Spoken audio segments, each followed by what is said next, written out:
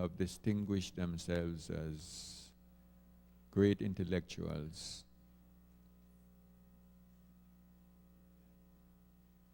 And they're world-renowned intellectuals, known in all parts of the world. And we are blessed this evening to have one of our own to come to share with us. I'm speaking of none other than Professor Jan Carew. Now, his name is spelled Jan, and I'm sure when he gets here in his history, he will explain why it's pronounced Jan instead of Jan. So, and he has with him here his lovely daughter. Let me see, I want to respect her name, Shantoba. Is that right? Okay, Shantoba, will you please stand so that the folks will see who you are? That's Shantoba, his daughter. Unfortunately, we were expecting Mrs. Carew, Dr. Carew, to be here, but unfortunately, she had so much to do, so many conferences to attend, she had to go to Canada. I think she had to go to a conference in Canada, so she couldn't be here. So let me read Professor Carew's bio. But even before I read his bio, I just want to say something about my dealings with Professor Carew. I had never met him personally before today. A few years ago, I don't know if you remember, there was a series about Caribbean intellectuals on WBI radio, and I heard his voice then. And in speaking with him over the past 2-3 months, I've just come to love him by his voice, just by the voice, that calm and that fatherly voice. I just come, just as if I had known him before. So I want to tell Professor Carew that just your voice alone has a great effect on people. Okay, here is his bio. John R. Carew was born in Guyana, South America in 1920. He was educated at the Berbice High School in Guyana, Howard and the Western Reserve Universities in the United States, Charles University in Czechoslovakia, and Sorbonne in France. He entered academia after living for years in Britain as a writer and is now an emeritus professor of African American and Third World Studies at Northwestern University. Recently, he also retired from a 3-year stint at Lincoln University, where he served as the director of the Center for the Comparative Study of the Humanities and as a distinguished research professor. Professor Carew lectured in race relations at London University in London, England, in contemporary Third World literature at Princeton University, was a visiting professor and chairman of African American Studies at Rutgers University, visiting professor of Caribbean and Latin American literature and culture at Hampshire College, and the visiting Clarence J. Robinson Professor of Latin American and Caribbean Studies departments at Southern Illinois University. Over the past years, he has served as an advisor to Black Studies Department at Southern Illinois University, New York University, Barnard College, and several other academic institutions. He is a permanent advisor to the University of Namibia in Windhoek, Namibia, and to the St. Petersburg University of the Pedagogical Arts in St. Petersburg, Russia. He has also served as an advisor to heads of state of numerous nations on the African continent and in the Caribbean. He is once again a full-time writer and artist. John Carew is the author of numerous publications, including Black Midas, published 1958, The Wild Coast in 1958 also, The Last Barbarian, published 1962, Moscow is Not My Mecca in 1965, and the US edition for that was entitled Green Winter, and an adapted edition used for teaching English in Africa was entitled Winter in Moscow. The Third Gift was published in 1975, Children of the Sun in 1980, Sea Drums in My Blood in 1981, Rape of Paradise in 1994, and Ghosts in Our Blood with Malcolm X in Africa, England, and the Caribbean, also in 1994. His current work in progress is a documentary novel set in Princeton in the early 70s. Ladies and gentlemen, without further ado, I give you Professor Jan Carew.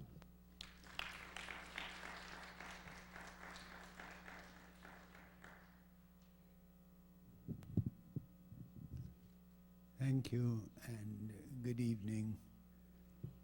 And I'm very pleased to be here in this magnificent setting, and to have the opportunity to talk to you.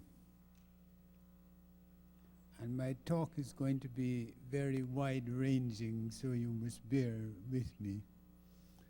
But I would like in the talk for you to understand one of the challenges facing us at this point where a century is about to end. And we as black people have very serious problems with which to deal. And in my 77 years that I have lived, my wife is always accusing me of telling everyone that I'm 77, but I'm quite pleased about it. And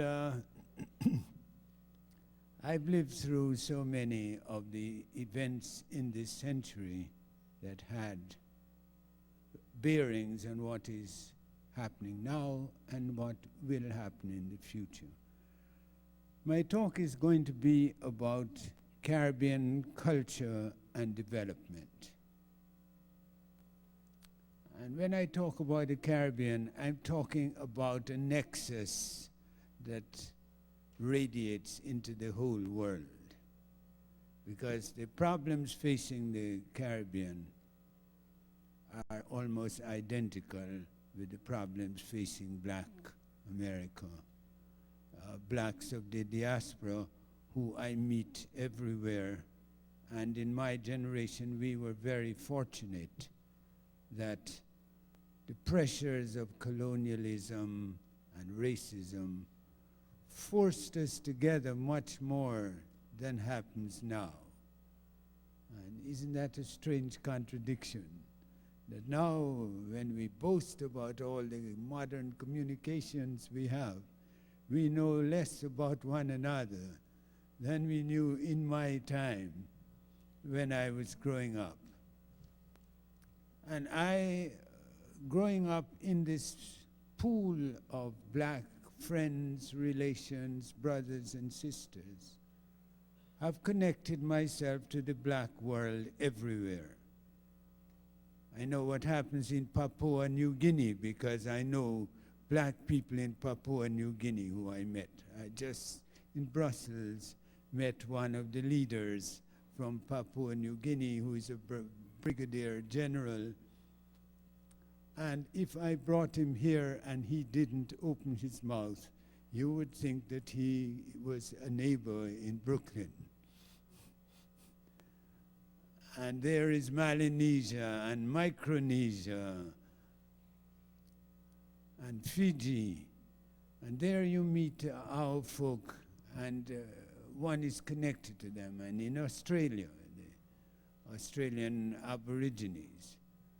And then you have the continent of Africa, where today tremendous events are taking place. And we are like sleepwalkers, not knowing what is really happening.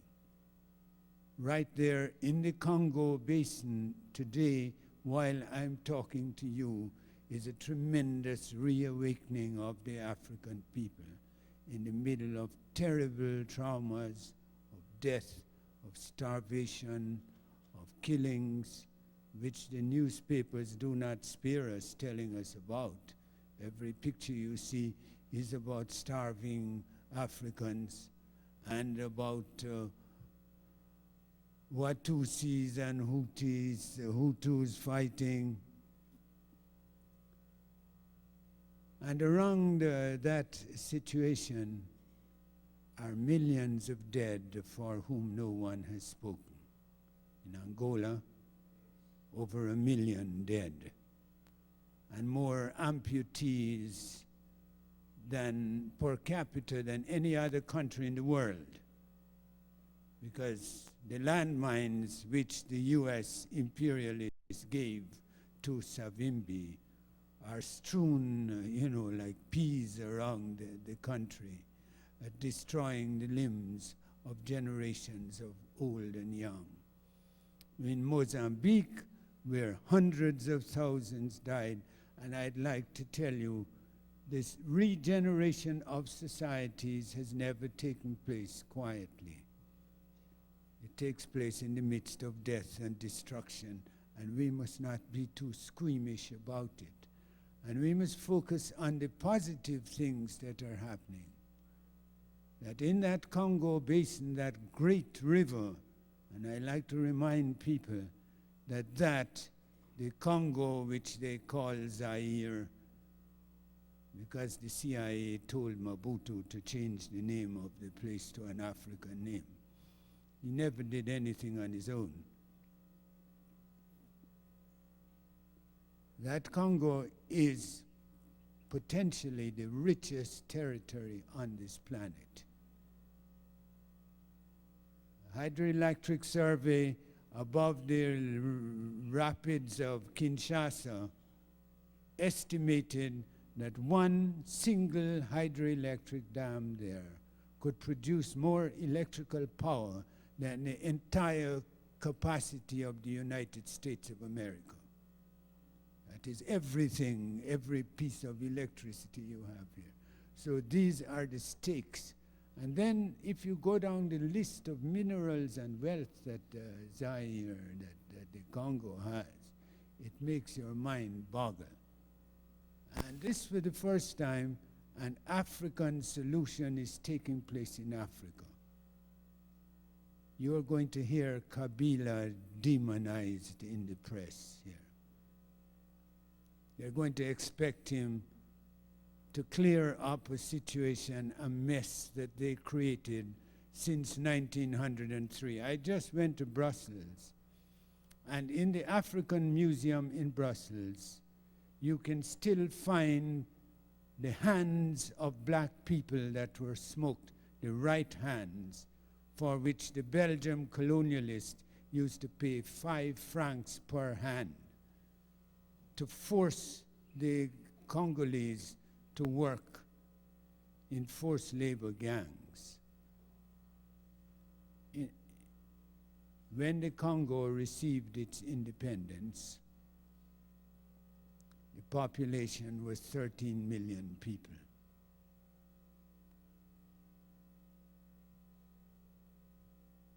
And around 1900, the population was 21 million. So an act of genocide had taken place against those folk. And genocide we know more about than any other people on this planet, I can tell you. So I'll give you that introduction because I want to awaken you to look at what, do not get caught up in demonizing our own folk. Read beyond the lines, read beyond what they are telling you about Kabila and wringing hands, about refugees. They created the refugees. They fostered the animosities that went into those mass killings. And unless we are vigilant, these things will continue unabated. So we have to really study and think and put on our thinking caps. Yes, we read every day what the news is, but then we have to do a kind of deschooling. Anytime a black leader is being excoriated day after day, think there must be something interesting about this man or woman. Why is it that Kabila now, he's going to be expected overnight to repair the damages that they have inflicted for centuries? So don't let us caught in condemning without helping. We must gather together every bit of help that we can give, because the future of black people is taking place in that river basin in the heart of Africa. The regeneration of the Africans. And when you meet the young, thinking Africans, these are not the starving skeletons you are seeing on the television. They have thought beyond the immediate things, and they have visions of a future. Right now, a friend of mine is in the process of building the largest printing press on the African continent in Eritrea. He's doing jointly with the Ethiopians and the Eritreans. Eritrea was part of the Aksumite Empire. Long before Christ, this empire had mathematicians, physicists, scientists, historians. They had built ships which could sail from the Red Sea to Africa and take elephants to China. And if Columbus had put an elephant on his ships, it never would have reached, beyond the port. So we have to look at these events, and that printing press is going to be this is part of the awakening that is taking place. And these Eritreans, poor as they are, they have told the IMF to look, go to the devil. We don't need any help from you. We are going to solve our own problems. We have these dedicated young people who have been fighting now for generations, and we will think out new methods of dealing with economics and development. So this is what we should be bringing our thoughts about how best we can help these developments. So coming to the Caribbean, it's very important that I make you rethink the Caribbean. The irony of it is that the Caribbean people know least about the Caribbean themselves. They come from islands or from the mainland territories. And this territory that played such an important role in the development, the 500 plus years that have transformed relationships between human beings in the world. So much of it is unknown. And do you know why it's unknown? When I was at Lincoln University, this is the oldest historically black university in the country.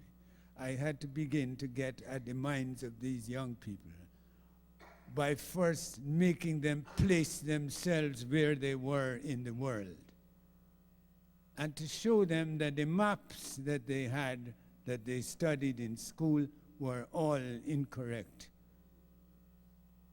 And I brought to them a new map, a Peters projection map, and you should insist that every school to which your children go should have a Peters projection map, not the Mercator map that is used.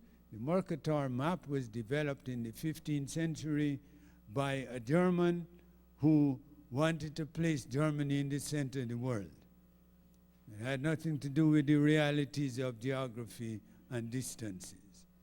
This was chauvinism and politics.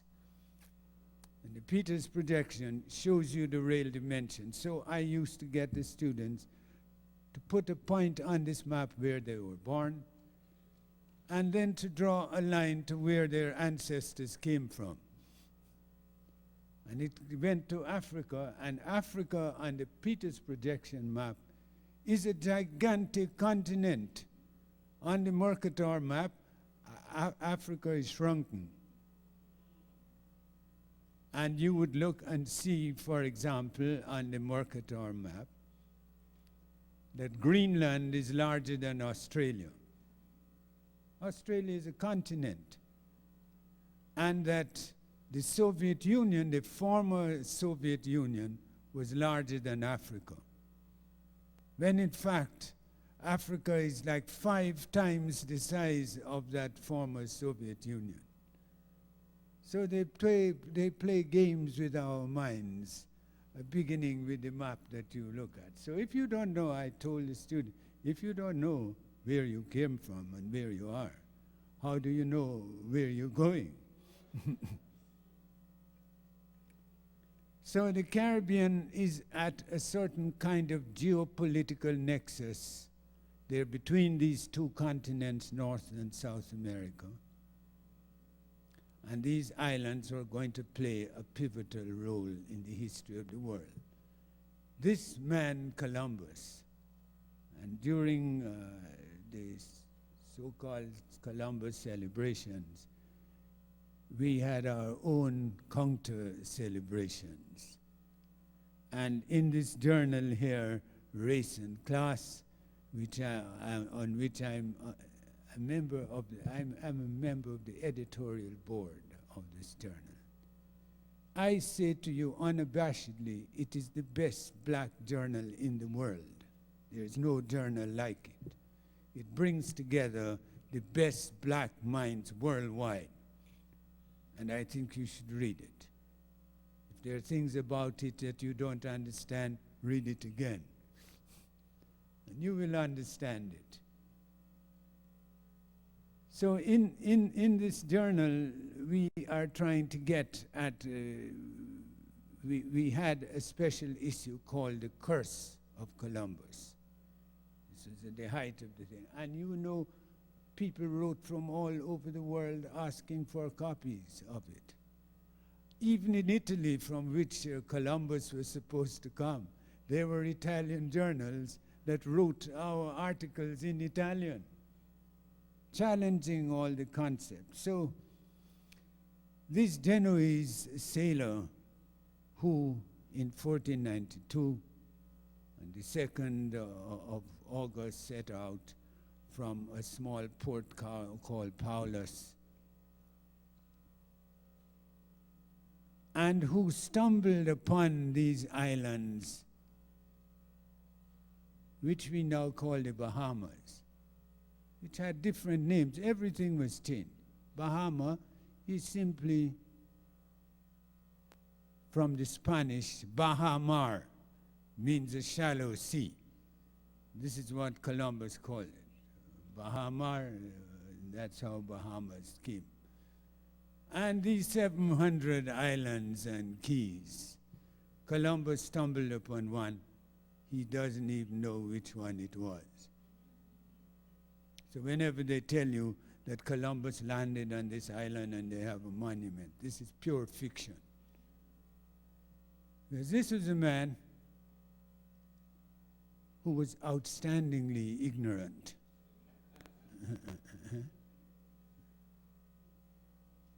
You think your geography is faulty, well, his, would make you look like a genius. Because when he set out from Spain, we say, he didn't know where he was going. when he touched on this island in the Bahamas, he didn't know where he was.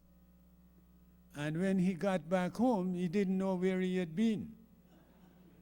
So here we are celebrating this man, you know.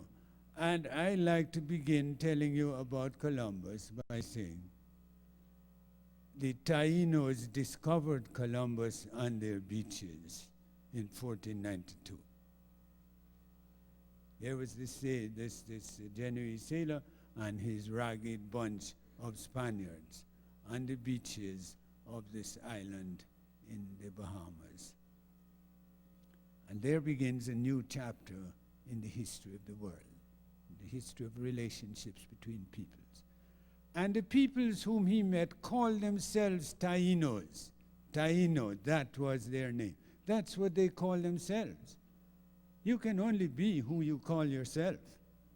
The minute I take away the name that you have given yourself, I've taken away your identity, you become a non-person. And the Europeans have been splendid at names, at erasing our names, that by erasing your name, you erase the past. You erase a history that goes back for 2 million years. That name has a lot of symbolism to it. And they've erased the symbolism for their own names. We call people Smith, and you never think that Smith was a smithy working in a blacksmith shop. That's how he got the name, from the trade. And Hammer, you know, and all the others. So every name had some kind of meaning. And African names in particular connected you to an endless past, because you could not live in the present without carrying that past with you into the future. So we have this man coming to the Caribbean, and the world begins to change. He meets the Taínos. When we talk of Caribbean development, what these so-called developers, they do not know the history of their countries, because in 1492, when Columbus arrived in the Caribbean,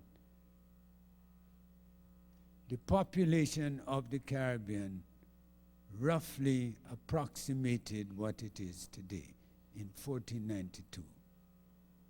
They don't tell you that in the histories. How is it then that this could be celebrated? In the island of Hispaniola, which is now Haiti and Santo Domingo, the first census, you know, in the Colombian era was taken, 1496. The brother of Columbus, Bartholomew, this genocidal brother of Columbus, who he left in charge when he went back to Spain, took account of all the heads of families. And the heads of families are now, we have had so many scholars talking about the Columbian era, so many of our own scholars repeating what the white scholars told them, and never looking underneath the surface at some very interesting facts. When Bartholomew Columbus took that census, it was a census which counted that there were 1,100,000 Taínos living in the Spanish part of Hispaniola. That's the part the Spaniards controlled, not the entire island. This was only the heads of households. And this excluded what they called aged caciques. Caciques are heads of family, chiefs in the Taíno hierarchy. Now, in Spain, the public health in Spain was so terrible that Charles V, the Emperor of Spain, when he was 42 years old, was described as a man who had reached a ripe old age. So when they're excluding these aged caciques, it means that you had a lot of older folk living in the Caribbean who were healthy, who were living far beyond anything the Spaniards ever dreamt of. In 25 years after Columbus, no, but I'll continue and give you some little statistics of population because they're important. If there were 1,100,000 heads of households in 1496, some expert demographers at UCLA worked out that they had left out large sections of the population, the aged and the young people below 14 years old. If you took this all into account and then extrapolated from this knowledge, the figures you arrived at, there were just under 7 million people living in Hispaniola in 1492. 25 years later, there were 100,000. So 99% of the population was wiped out in 25 years. This is one of the most terrible acts of genocide in recorded history.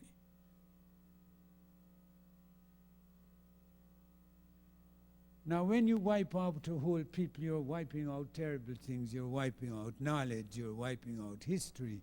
You're wiping out the technologies they commanded. How is it that Hispaniola could have 7 million healthy people living on that island in 1492, and today, when the population is roughly similar, you have the highest incidence of infant mortality in the world and unbelievable social and political problems, 500 years after we were supposed to be civilized. So something is terribly wrong. And when you talk about Caribbean development, these leaders we have in the Caribbean do not look back at this situation, that in order to sustain 7 million people in Hispaniola, you had to have very advanced agricultural technologies. You had to have, storage facilities. You had to have biological control of pests. You had to codify seasons. You had to create fertilizers. You had to prevent erosion. All of these things the Tainos had done to perfection. Instead of plowing the land, they had something very similar to the West African mound agriculture. You build a mound, and on the mound, you grew one tall plant, and at the base of this plant, you put your vines. And in this way, you produce a cycle of vegetable proteins that keeps a population healthy. So you had, in 1492, one of the healthiest populations in the world living in the Caribbean. That population was wiped out. And with it, so much knowledge. And we are now mesmerized with the idea that technology is going to solve everything. This is nothing new. In my 77 years, I've looked back and seen things repeating themselves over and over again. There are these ideas. In the 19th century, they believed that science would solve everything. And what science has created is a colossal ecological mess in the world, turning our oceans into cesspools, creating great big holes in the atmosphere, which is going on every day, raining down acid rain on forests. And we are running headlong like the Gadarean swine towards the edge of the cliff, shouting that technology is going to save us.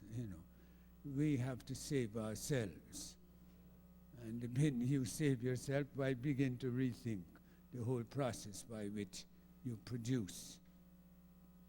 And the Caribbean, in talking about development, has, for the first time since 1492, once again, to create a system that makes its population healthy. It must have an agricultural base that creates a healthy population. How do you do this? It is not all that difficult. In 1492, the Caribbean was one of the greatest sources of health foods on this planet. Health foods, which now you run to the health store to get and pay high prices. You buy the pumpkin seed. Do you know where the pumpkin seed came from? It was a hybridized from a wild plant by the Native Americans in the Caribbean and Middle America. They had two species of pumpkin. The one they produced for the flesh, the other for the seed. The pumpkin is one of the healthiest of all plants that you could think of. You should make sure your children eat lots of it. Make pumpkin soup, pumpkin pie, pumpkin stew, whatever you do. Because here you're talking about a very high vegetable protein. And use the skin too. You know, the skin treated, boiled, it might be hard, it's raw. It is very tasty. And that's between the skin and the flesh you have all the main nutrients that are preserved. So from this Caribbean came to Europe probably 147 fruits and vegetables that transformed the whole agricultural systems of Europe. Everything that you can name. The pumpkin, squash, tomato. Tomato was hybridized from a wild berry, brought up corn.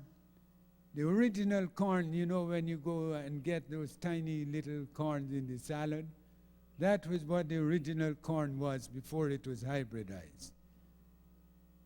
It was unknown. The Europeans had nothing at all like that. And the systems of agriculture and fertilizers were such that they could produce 4 crops a year, endlessly for 2,000 years, which we're not able to do. Tenochtitlan, the main city of Mexico under Montezuma, which was built on a lake, was the cleanest city in the world. It had a population somewhere between 300,000 and 500,000 people. All human wastes were kept, and they used solar energy to kill all of the viruses and the bacteria. They extracted the urine from the solid wastes, and then they made a whole lot of chemical products and medicines from the urine. They produced a paint. Now you can buy what they call a urea-based paint. But they lost the skill.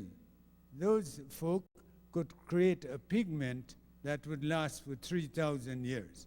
And we can't do it now with all the computers and the fancy claims that we are making, you know. And then the solid waste from human beings were used as fertilizer, as feed, and there was a complete recycling that took place between the human and the environment. And we lost the skills for that. It's a society living in perfect harmony. And my young friend was saying to me, he would hear me talk about amaranth, the main grain plant of those folk in the Middle America, Caribbean area, was something called amaranth. I grow it in my backyard every year.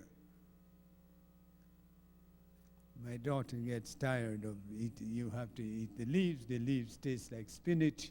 And then you have the grain. It is the most nutritious grain on earth. Has all kind of medicinal qualities to it. When Cortez, the Spanish predator, went there in 1519. The first thing he did when he conquered Tenochtitlan was make it punishable by death to grow amaranth. There were 250,000 bushels of this grain stored. It is a great grain because when you store it, rodents don't attack it. So the immense losses you suffer from grain loss for corn and barley and wheat, you don't have to worry. It gives off a smell that is the kind that puts any rodent off. They will not touch it. So here was, now it was into this that the African peoples come in the Caribbean. So when we are talking about development, we look back at this. How do we use this knowledge from the past to develop the present and the future? Unless we do that, we're going to be chasing mirages endlessly, as we are doing now. Running to fight over getting bananas. Now that banana industry is part of a plantation industry. Plantation industries have never solved the problems of the Caribbean. They have manufactured poverty, whether it's sugar, whether it's bananas, whether it's indigo, whether it's cocoa, whatever, you name it. So the first business of development is to make your population healthy. You have healthy producers, then you are able to think more about the question of how you get rid of your surpluses. So my suggestion for development in the Caribbean, we should go back to making the Caribbean a great center for the health food industry in the world, which will make our populations healthy at the same time. And this great need for peoples of the world for health foods, you can sell your surpluses at high prices in the world market. And you can earn more money than if you have oil and precious minerals, which we do not have in the Caribbean. How do we use energy? We use solar energy. The Barbadians are doing that on a larger scale than anywhere else in the Caribbean. Practically every house in Barbados now has solar panels on the roof. But somebody sold them the idea that they have to have these sophisticated things. You can make backyard solar panels. With this Princeton professor, who is a close friend of mine, we worked out a solar cooker where we made these aluminum reflectors and we put it in a box and then aimed it at the sun, and you can cook during the day. Then if you want to be more sophisticated, you can store the energy in batteries. You say that in the Caribbean, they say, but that is costly. Say, yes, that's an initial cost, but then it's not with the electricity that you're getting from oil and coal and what have you. It's perpetually a cost that multiplies itself. And you're helping to enrich Rockefeller with Standard Oil of New Jersey. And then why not think out new innovative ways of for yourself? Why do you need some big expert to come and tell you? We have enough innovative, intelligent people in the black world. Just before Malcolm X died, and when I met him in London, and I have my book there about our last week of meetings, he was taking up a register of all the black skills in the world. He's going to have this register so he could give them to anyone who was interested in recruiting technical skills for the benefit of black people. We need to do this again. We have a lot of scattered black skills around the world.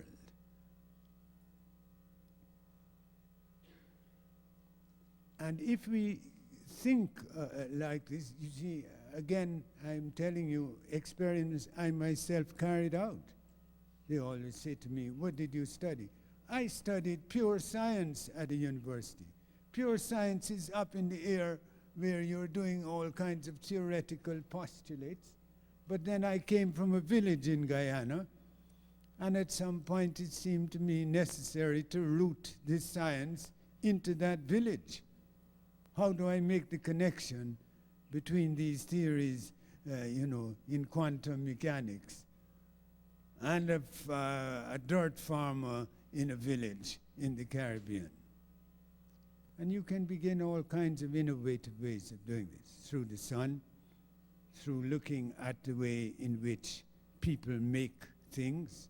If you look at how villagers who cannot afford to buy manufactured goods fabricate things for themselves, crude instruments, but they are useful, they make them. That's the technology. We get an idea that technology must always be some fancy thing hand-me-down from a factory. You can create your own technology. Because everything you point out to people, electricity, they knew about electricity 200 years before it be, Edison. At trade fairs, you used to wrap copper wire around and create a spark, and if you paid a penny, you got a little buzz from this. That was electricity. Then it occurred to somebody 200 years later, you can begin to harness it as energy. But it's the same simple principle that runs the electricity that gives us our lights here. It's just done in a factory with generators and all kinds of sophisticated engineering skills. So we need to do something, and it is not a question of going back into some esoteric world where you are not. You can link the past and the present. The modern technologies in which the computer enters. I resisted using computers for a long time, and then I had to give up. Now I can't do without the thing. But yes, you harness these technologies to link up to the basic technical processes that you're working out. And who is doing this well now in the Caribbean? The Cubans are doing it well. They had to learn the hard way. When I first went to revolutionary Cuba, I was telling them that the agricultural techniques they used were wrong. They were bringing these huge tractors from Soviet Union and Eastern Europe. Every time a tractor moves over the land, it crushes millions of microorganisms in the soil. Then you have to get a plow to dig it up again to bring them back to life. It's a nonsensical process, which is part of the manufacturing myths that they have. Now, since the breakup of the Soviet Union, the Cubans are forced to go back into basic technologies, but they also have the sophisticated skills to link these with the modern world. I was telling my young friend here, in biomedicine, the Cubans have made some of the greatest advances in the world. They, before the United States, worked out a serum for hepatitis B. The United States, because of the ban, couldn't get hold of it directly. But how did they get it? Because Brazil imports about $69 million worth of pharmaceuticals from Cuba because they can't do without it. For hepatitis B is rampaging there in Brazil. And then the U.S., behind, under the counter, goes and gets hold of it. So you have to track down all of these processes. So we have to learn and we have to develop, but we have to compel our Caribbean leaders to rethink. To rethink, if you look at the past, you can see a map of the future. We have to build new technologies and not be afraid of doing it. And we have to get the men and women harnessed in doing this. My wife, who is not here, she did a study for the International Labour Organization many years ago. They're planning training agricultural specialists in Africa. Who do they train as agricultural specialists? Only men. But women do most of the agricultural work. When the men get the training, they go back home, they leave immediately and go to the city. The women are still carrying out the work. So my wife then proposed the women should be trained as the agricultural specialists, since they are the ones who sustain the whole agricultural process, and then they get the men kicking and screaming into the process too, eventually. So these are a few of the thoughts I wanted to share with you today. And I would end by saying, you see, first of all, agriculture, which is still going to be the most important of the industrial enterprises for the 21st century. No matter how we twist and turn, we are not going to get food coming like manna from heaven. We have to find ways of producing it. And agriculture is a culture. The Africans invented this system. They're trying to dodge all around the corner, every corner and cranny, to find other peoples in the world where the human race began. But they can't get away from the fact that the human race began in Africa, in that Rift Valley, that goes down that eastern littoral of Africa. Came the first humans, came the first agriculture, came the first beginnings of human migration. And I'm always astonished at the extent of this migration. When I meet brothers and sisters from Melanesia and Micronesia, and they look exactly like West Africans. And they've been there in Melanesia for 40,000 years. They didn't go yesterday in a boat like Columbus. They've been there. Now, how did they get there? They didn't drop them by parachute from airplanes. So those migrations were a reality. And so there began our systems of agriculture as a culture. When we in the Caribbean and Africa see agriculture as a culture, as an integral part of life, of music, of dreams, of thought, of history, then it becomes a real living entity, and the research and science that we apply to it becomes far more meaningful. When we separate it and categorize it into something that is alien to the rest of human life, then we will never solve our problems of adequate nutrients for the human body. And I'm always amazed at how fads come up, that alternative medicine is now high on the list.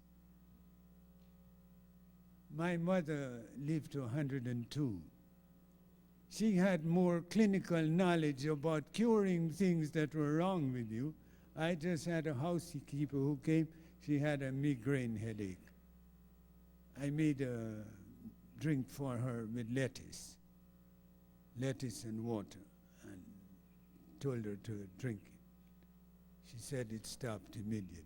I said, look, I learned that from my mother long ago. Now the scientists in the universities are finding out that lettuce is curing migraine. and writing big, long scientific papers about it. So these are some of the factors that impinge upon life, that they're recognizing alternative medicine has always been there, whether they recognize it or not. So with those thoughts, I leave you today. Are we going to have some questions?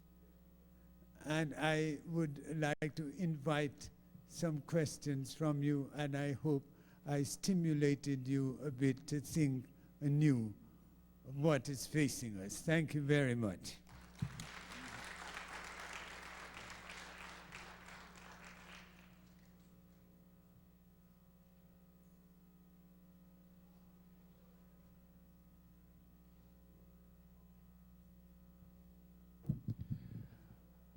Okay, we thank Dr. Carew, and we now take some questions, because that's the whole idea. He can't cover everything, but there will be something on your mind that you want to say. So I think it's better off that you come to ask a question here so that everybody can hear.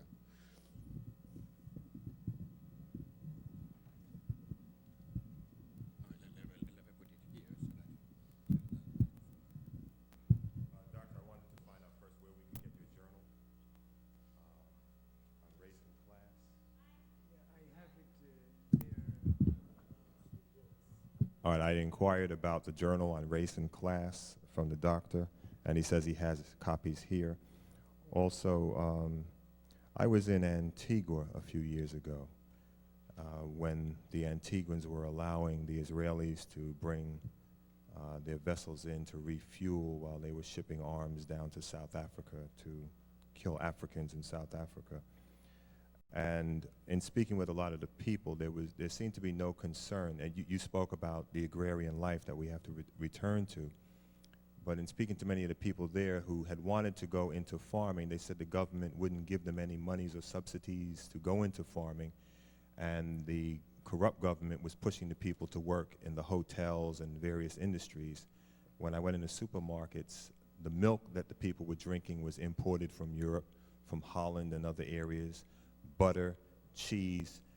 They couldn't even get a decent banana in the market because anything that was ripe and properly grown was shipped off the island and then returned at a higher rate of return for the Europeans. So is there anything in the works for the people of the Caribbean in terms of them getting back to the agrarian way of living, or is it going to be something that they're going to have to do themselves in spite of the government? First of all, I don't like this idea about the agrarian way of living, because it's just a way of living. I mean, nowadays there's no agrarian way of living. And in the Caribbean, societies are so small. The distances between the countryside and the city, are narrowed. I mean, it's just a walk. So we have a unique society in this respect, that the difference between the peasant and the city dweller has been narrowed. What you've given me there is a graphic account of what is wrong with the Caribbean. We have the tourist industry, of which 75%, that's a conservative estimate, of every dollar is repatriated to whichever country made the investment. And we have ecological disasters facing us. Barbados now, because of the heavy overbuilding and wastes in the sea, the flying fish have migrated off Tobago, and they have problems now, because the Trinidad and Tobago government is arresting Barbadian fishermen who are chasing after flying fish that they chased away from their own coast with human waste. So what I like to point out to the tourists, that after having these breakfasts and sumptuous lunches in the hotel, when they go out to swim in the sea, they're going to meet pieces of the lunch out there. And that is a kind of serious problem, because you know, the ecological connections between the two are very real. There's no proper waste management, no treatment of human wastes, which was done by Native Americans 500 years ago very well. And you are just compounding the problems instead of solving them. So, my friend, you say the solution, and the solution is people compelling the governments to do these things. When I go to Europe and see the way in which they use the arable lands they have available, and then I go to the Caribbean and see, look at how much wasteland we have. Land should never be wasteland. All land can be cultivated. With the right use of organic fertilizers, you can bring back into fruitful production the rockiest terrain that you can point out to me on Earth. I did an experiment in Grenada, in a particularly barren countryside, of growing amaranth exactly like the Aztecs grew it. Building terraces on the hillside, putting organic fertilizer inside the terraces, and using biological control of pests. And I didn't have to go to Michigan State University to get a good degree in agriculture, because just nearby was a mahogany tree. And I noticed under the mahogany tree where the leaves decayed, you didn't have any insects. So there was some kind of insecticide in that decaying mahogany leaf. And I decided to use that to keep away some of the pests, and it worked very well. So just by observation. Then we worked out a system of making fish ponds productive. And I used the Hungarian method of fish pond. Instead of digging the pond up, you build the pond above ground level. You build up an embankment in there, you put your water, because that is near your irrigation systems. And if there's an overflow of water, you drain it into the beds, that you're cultivating. And then on top of that bed, we put layers of fish in the pond, the algae from the pond which fed the fish.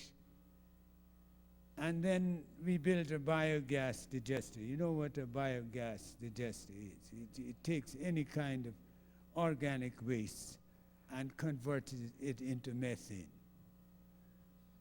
And the methane can give you gas for cooking, or it can give you lights. So we use some for cooking, and then we strung lights across the pond, and we put catchers under the lights, so the insects could hit against the hot metal and then fall into the pond and feed the fish. So you're getting fish food right away.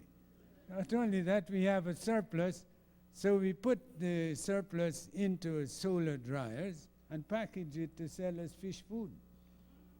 So you could give other farmers. Now, you don't have to be a great prophet to work all of these things out. These are innovations that you're making as you go.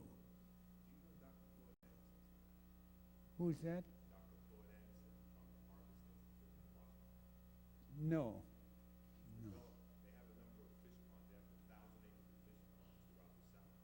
Mm-hmm.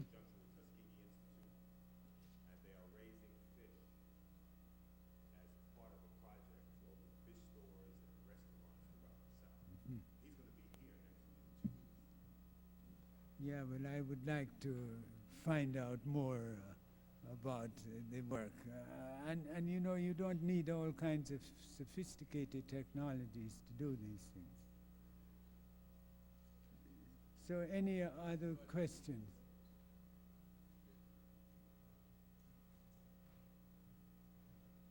I'll let you face. Dr. Carew, my question is more of a political question than dealing with sociological questions. It has to do with when we look at from the 60s as how Caribbean countries have been going through a transformation path. We have seen that in the 60s, we had Jamaica to the backside. We had the opportunity to become almost on the way to industrialization. The same thing applies to Trinidad and Tobago with the oil, the opportunity of going towards a path of industrialization. And when we look at the governments in these economies, I have seen cases where they have kept back our progress. For example, in Jamaica, we had the agrarian reform system, and it collapsed because of government interventions, either the JLP whatsoever. So my question is that, looking at Caribbean countries and facing corrupt government officials, how can we go on a different path? Because you mentioned that we could say, okay, people should get up and speak their mind and try to do something. But when you have corrupt government officials on both sides, how can Caribbean countries overcome these things? Well, that's an interesting question, old man, but I'm going to give you a graphic example. The most corrupt government in the world was the government of Mobutu. And the people of the Congo took 28 years before they began to solve it. But they are solving it now very decisively. And Mobutu has run out, and the $7 billion that he stole, they are fighting now to have the banks close their accounts and give the money back to the people from whom he stole it. So the question of corrupt governments is endemic to the question of one of the mirages we chase, that is the mirage of the free market. And the way that they reinvent things in the media over and over again and get you to believe what is old is new. Free market is nothing new. If you read Adam Smith, the British Empire had a free market, and what the free market does, it makes a few people of a ruling class rich, and it impoverishes millions of people. And it will always do that. It's not going to change. Free market in New York City creates 180,000 millionaires and impoverishes millions of people. I mean, it's just, it's a logic of the market, that those forces. Now, how do you control those forces? Every situation is different. In Zaire, they control it by an armed rebellion. But the time was ripe for that. Mobutu created he spawned enemies in Angola, in Mozambique, in Sudan. And I wanted to tell you a little bit about the Caribbean connection to what is happening in Central Africa. You know Walter Rodney, the great Guyanese historian. One of Walter Rodney's chief students was Museveni, the president of Uganda. Kabila was one of Walter Rodney's students. Ideas, my friend, spawned the beginnings of solutions. Even though it looks terrible, yes, we have corrupt professors. I know about I was advising Manley at the height when he was supposed to be a socialist. And I was looking at some of the rural agricultural programs, and I knew that they wouldn't work. They're unworkable, because the whole conceptualization of that program was flawed. And it takes two young people like yourself who have to complain bitterly, but who also have to act in transforming it. And don't, place all the blame on somebody else. Some of the blame is your own. How do you do it? You begin to rethink. This is what Marcus Garvey said. First, you change your way of thinking, he said. And then you peacefully carve out the weapons with which to fight. You see? That's...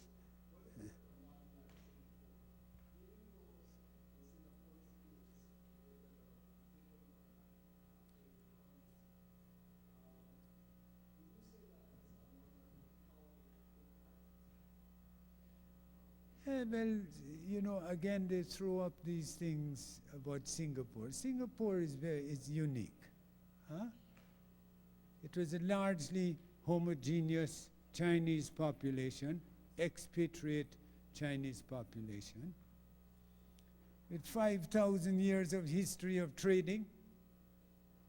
I mean, history plays a part in everything. And I can show you Eritrea, where the Aksumite Empire was. Those Eritreans, the young Eritreans like yourself, are carrying out magnificent experiments in economics today. But they have a long history of doing this. So, yes, Singapore was unique.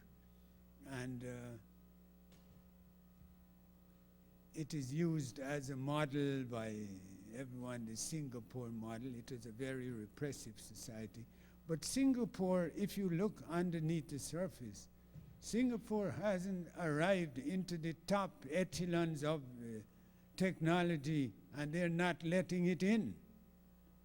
If you look at, the United States and Japan, the hierarchies of technology, of the use of computer chips, and new systems, they are shut out. They are still a middle technological entity in the world picture, like South Korea and like Hong Kong. Well, Hong Kong is changing now because the Chinese have a long history of thinking.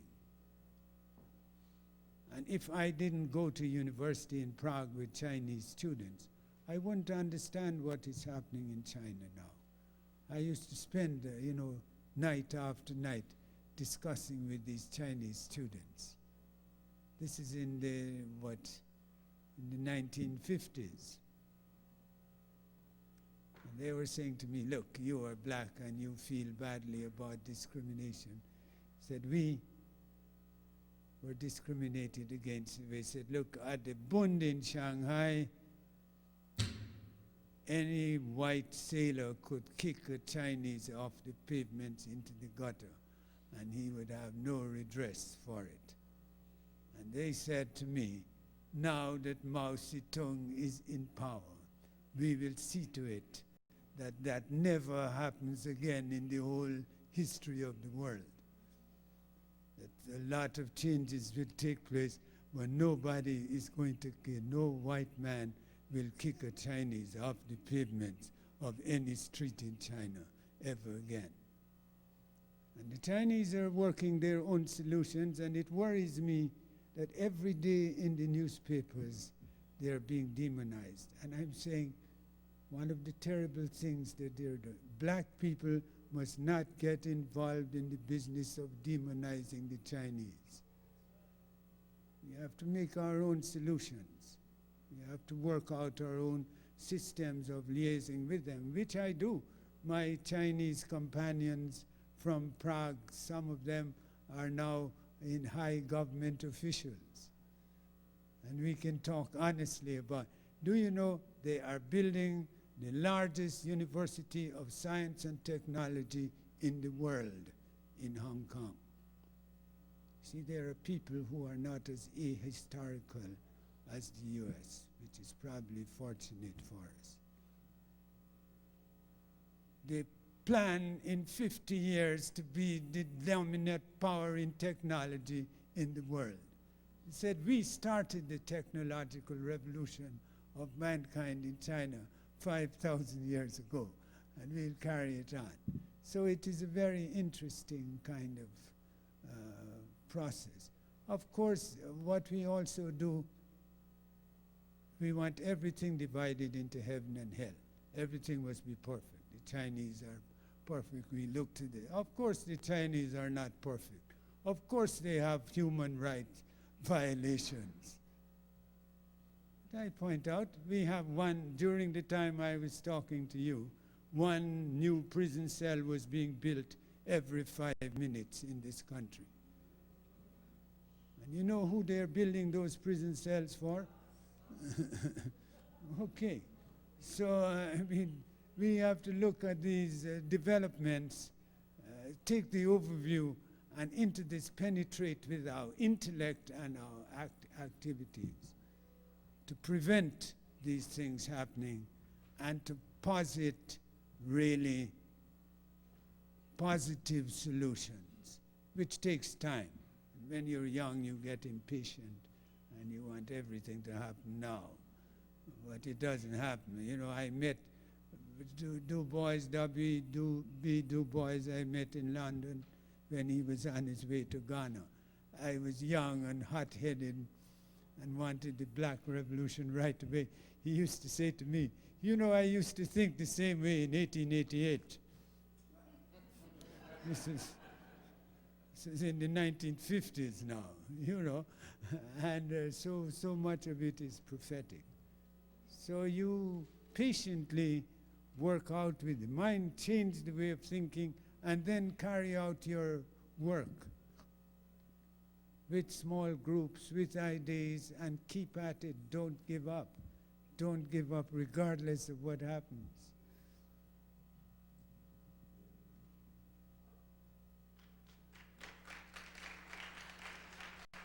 We'll take one other question and then we close. Come. No, come to the mic so we can hear you.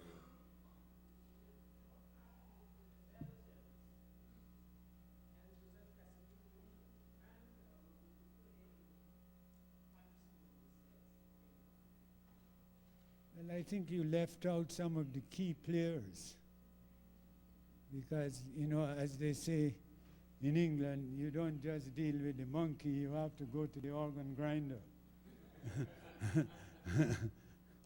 And behind all of this thing of Lumumba's removal was the U.S. imperialist.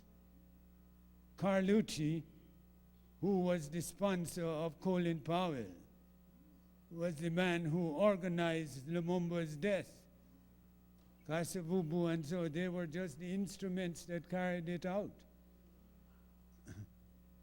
And now, you know, Kabila, this inheritor of the Lumumba dream, is carrying out Lumumba's dream in he will move into Kinshasa within a week. After 28 years in the wilderness. See, sometimes I think that we black people, and in that middle passage on the way over, we ditched in the Atlantic a lot of qualities that the Africans still retain. And we've got to go and fish them up and you know, refurbish them and take them on, because our struggles are always immediate. One leader gets killed, that's the end of it. But it wasn't the end, it was just the beginning. You know, Lumumba went down, and when Lumumba died, and many of you are too young to know about it, I felt it like a personal loss, because this was one of the most brilliant black leaders to emerge in the 20th century. And the Belgians told me that they were absolutely astonished at the genius of this man. They had kept him down. He never went to a university. He had a bare elementary school education. And in negotiating with him, they said they had never met a more brilliant negotiator. And then my wife woke me up one morning. That's the first time I'm going to hear about Lumumba. And she said, here is a man who talks just like you. And that was Lumumba telling the Belgian king not to praise Leopold III, his ancestor, because that ancestor had been responsible for the deaths of millions of his countrymen. And I said to her, this man is in danger right now. You know, and that was prophetic. So the Lumumba death, goes on. The Africans feel that the dead are never dead, as long as those who are in contact with them remember them. They come to life. And so the guilt goes all around, and some of the guilt is ourselves. We in the diaspora have lost an interest in what goes on in the rest of the black world. And that astonishes me because, when I worked for Nkrumah, there in Accra, we used to have blacks from every part of the earth who were conscious and who read about what's going on. Now we've closed in, and we're reading every minute somebody going to Africa and saying, well, I don't really feel I'm African.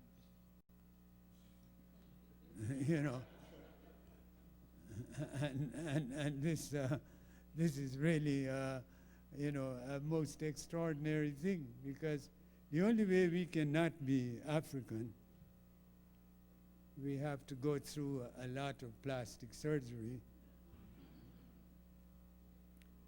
and changes of skin pigmentation, and it will be a long and painful process.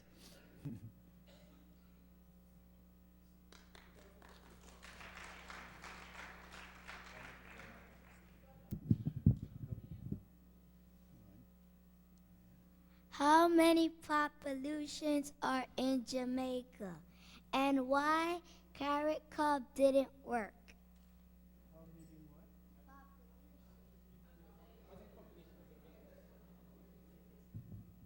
Well, I would have to get a Jamaican to give you an up-to-date census figure, but what is it, over 2 million? And our census figures are about as inaccurate as Columbus's was 500 years ago. And why CARICOM doesn't work is because we don't make it work.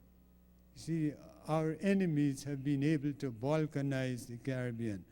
All of the Caribbean problems revolve around the fact that we have these small islands all bickering one against the other. It is more difficult to travel with a Caribbean passport from one island to the other than to go on a journey throughout the whole of Europe. Unless you have a US passport or a Canadian passport, and just don't worry about the passport, but put white on it. Then you're immediately well treated, welcomed, given the kind of tourist smile. The minute you appear with your local passport, the face of the immigration official falls, looks at you, you're a possible intruder into a place you don't belong. We have to go through, at least I used to say during Burnham's time in Guyana, I noticed that the immigration officials in Guyana were rude to everybody. It was a kind of equal opportunity. They didn't discriminate between white and black. They treated you all badly. So, my dear, that's the thing. We don't make it work. If we could get together like one family and work, then we could rationally, we could make a lot of the problems go away. Until it's like quarrels inside a family, which are the worst kind of quarrels. Because it's much better to have outsiders you can solve that somebody else can come in and arbitrate. But inside those family things, it's very difficult. And I don't know when it's going to dawn upon us. It has taken so many centuries, it still hasn't dawned on us, that every little island with its own elaborate administration. If you go to the United Nations garage and look at the cars from the different delegates, each car is worth about the labor of 100 workers in the island for about 50 years. So how could we allocate those resources in such a way that they're used for the benefit of the society?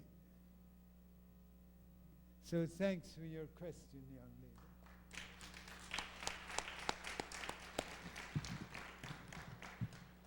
We want to thank Professor Carew for these inspiring words, words which certainly should cause us to think about who we are, what we are, where we are going, and what we can do as a people to get where we are supposed to be. So I would say that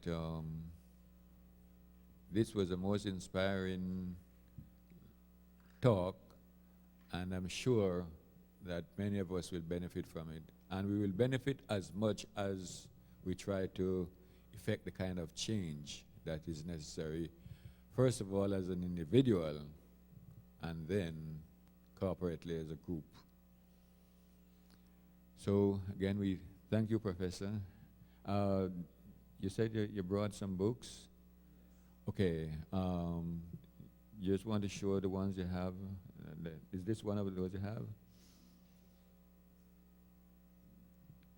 Okay, this one, US, The Black Poor and the Politics of Expendability. Okay, we'll try to, did we? Outside in the chapel, we will, Professor will take the books out there, so anybody who wants to get a copy can go back to the chapel, okay, and get a copy from Professor Carew. Thank you. This ends the second part of our West Indian weekend celebration for today. Now we'll get prepared to go into the third part, which is the gospel concert. I see some of our guests are here, so we're going to, without any further delay, we'll start getting ready for that right now. So thank you for being here, and just give us another 20 minutes, and then we should move right into the next event.